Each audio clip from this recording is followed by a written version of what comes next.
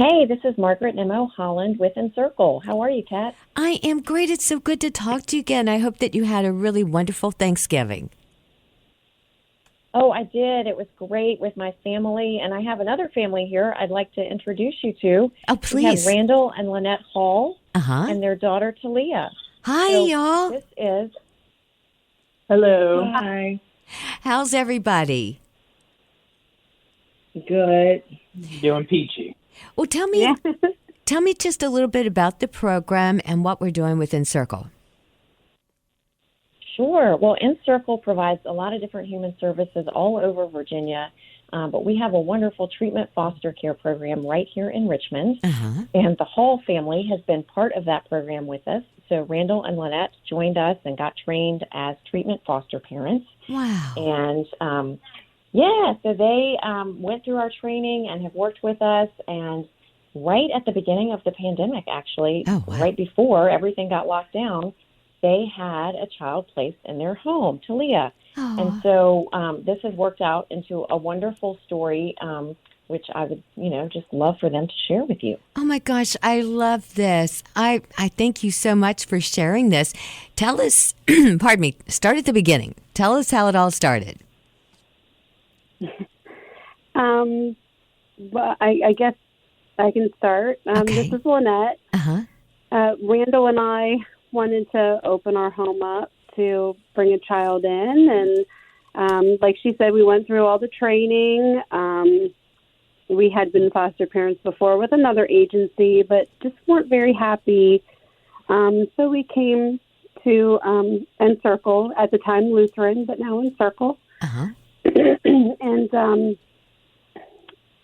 we had, I want to say, a couple referrals, and Talia was one of those. And at the time, she was actually Tehran, and so we got to know a little bit about her. And like Margaret said, she moved in the day before the pandemic, the pandemic was going, but the day before everything closed in Virginia. Wow. So it was nice. It gave us a lot of time as a family. Yeah. Because everything was closed. We were kind of forced to be inside with each other and get to know each other. Sure. Randall, how was that for you?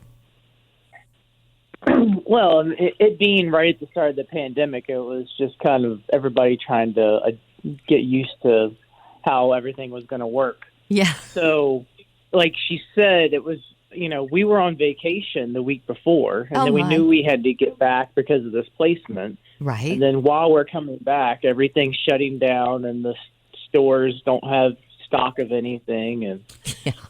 so it was a hectic first couple of weeks, and then, of course, schools closed, and we had to figure out homeschooling and all of that. But, it was just trying to adjust to everything, but we figured it out.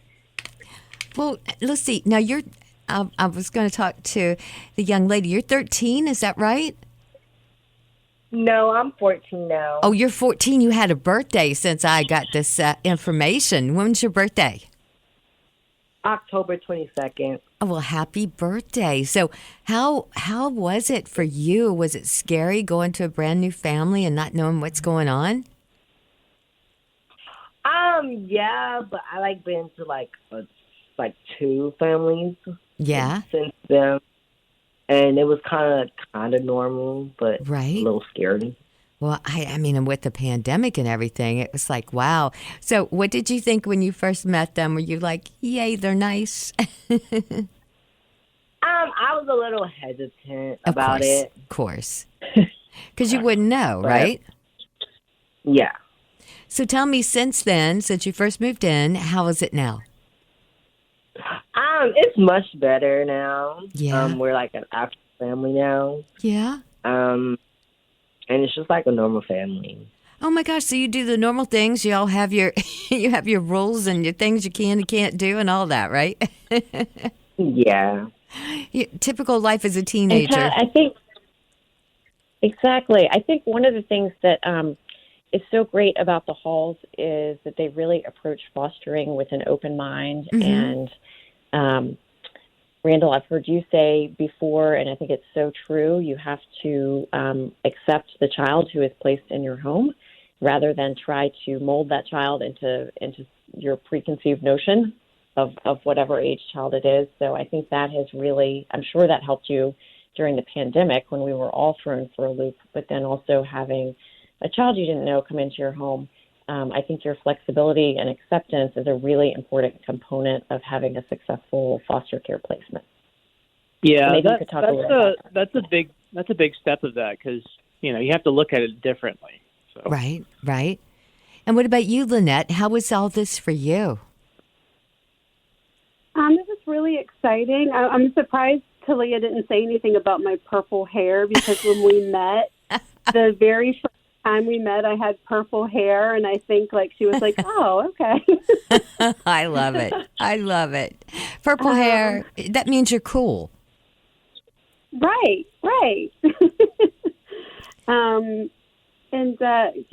It's been wonderful. I think Talia was the perfect person to join our family and really complete our family. So talk a little bit about your family. Do you have other children? No, Talia's our only child. Oh. We have 2 dogs. We had 1 dog, and then Talia wanted one for her birthday. Awesome. And so she got a puppy for her birthday last year. Oh, good. I love that. So now we've got a complete family. Yeah. And 2 cats. And 2 cats. Oh, I love it. So as you went through the pandemic, when did things just start? Did they just start being normal for you guys as a family? I think it took a little while. What do you guys think? Yeah, it was a process. I mean, nothing happens overnight. So, Right. and with foster kids, it takes them a little bit longer to get settled and become comfortable. Oh, sure. Talia can speak more on that, but I think it took longer to gel. But I think we did the best we could with the situation that we had as far as the pandemic goes. Well, yeah. Yeah. Well, I think you have to build trust, and that, Yes. that only comes with time. Yes, absolutely. I mean, my goodness. I mean, I would be scared to death. Talia, I would have been scared. You act so calm and cool about it, but I would have been scared. But, you seem like you're just so happy and well-adjusted. You got a dog, you got cats, you got everything. Yeah. Now, how's school been for you? Or have you gone back to school, normal school this year? Well, compared from last year, Yeah. it was kind of like virtual, half in person. 'Cause, Uh-huh. the last 2 quarters was in person. Yeah. That school that I went to, it was good. Yeah. This school now, it's all right. Mm-hmm. It's a lot of up and downs with people. Well, sure, because that's just the way it is, right? Yeah. But you can talk to your folks anytime you want, right? Yeah. Well, I let think me. it's important to mention we moved out of county in August. So, when she came to us, we were in Henrico, and then we moved to Chesterfield in August. So, unfortunately, she had to switch schools all over again. Yeah, yeah. But it worked. You guys are doing well. Let me ask you about the training that you all spoke of that you went through. Did that really help you get prepared? I think so. Yeah. What was And it's important. circles are good support. right? Rebecca was a worker who came out monthly to visit with us and make sure things are going well. And I still feel like, if I had some questions that I could reach out to her or Amy or anybody really at enCircle we've come across. Right. So there's a great support system in place for you. Well, let me ask. Yeah, I think that's an important piece, Kat, if you don't mind. I think that's an important piece of a treatment foster care program is to know that it's not just that parents are trained and then we send you a child and we let you loose. We have ongoing trainings. We have people available 24/7. We can offer respite. We can offer advice. and really have someone there to help you. enCircle's treatment foster care program is actually very small and family-like, Right. so that we can give that intense attention to every family as needed. So I think that's a really important component for anyone listening who might be considering becoming a foster parent. Sure. You're not left on your own. Right. And we are there to help you to work things out and to give you additional training. One of the trainings we actually just did for all of our foster families had to do with how to welcome LGBTQ youth into your home. Sure. Certainly we know that nationally about 30% of youth in the foster care system identify as LGBTQ, and not all parents feel that they're equipped or know how to help a child who identifies in that way if that's not how they identify. Exactly. So that's the kind of training that we help provide. And we also welcome families who are same-sex couples, single folks who are interested in fostering, as well as male-female couples. So we try and be very open and accommodating to potential foster families, so that we can find the best fit for the children who are referred to us. I love that. It's so inclusive and just so friendly and open. What if somebody's listening who would like to consider being a foster parent, what would they do? So the easiest thing to do to get information is to go to our website, enCircle'all.org. Okay. And so there we have a whole section on foster care. We have some videos to watch with some of our current foster parents. We have all kinds of information and a number to call or an email to reach out to if you think you might be interested. And then what we end up doing is having monthly, actually 2 a month, information sessions, so you can get a little more information. It's definitely a process. I'm sure the Halls can speak to that the decision to become a foster parent is not something that happens overnight. So there's a process that we walk you through and try to answer questions along the way and help you see how this could work with your individual circumstances. I love this. I mean, I know November is National Adoption Month and Foster Month, so this is perfect timing. So, I mean, there's so many kids of all ages and teens and young adults who are just waiting for that perfect family, and there's a lot of families out there that would love to have someone they can call their own in their home to complete their family home. Don't you think?